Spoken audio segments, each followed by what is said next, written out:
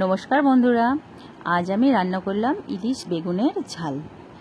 তো কয়েকদিন থেকে ইলিশ মাছটা হচ্ছিল সর্ষে পোস্ত নয় ভাপা।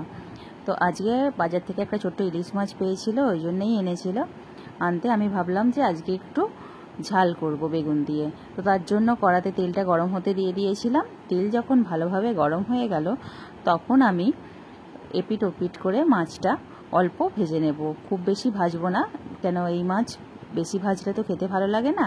অল্প ভেজে তুলে রাখবো।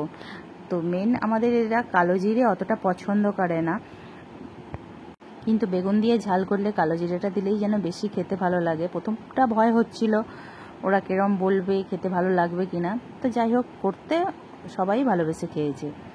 তো তারপর আমি দিয়ে দিলাম একদম অল্প কালো জিরে দিয়েছি, কেন মাছও আমার অল্প তাই। আর আমি দিয়েছি অল্প করে বেগুন আর 4টে কাঁচা লঙ্কা দিয়ে ভেজে নিয়ে ওগুলো সেদ্ধ হতে দিয়ে দিলাম। আর সামান্য সর্ষে পোস্ত দিয়েছি। দিয়ে মাছগুলো দিয়ে আমি 7 মিনিটের মতো সেদ্ধ করে নিয়েছি। উপর থেকে একটু তেল ছড়িয়ে আমি নামিয়ে নিয়েছি।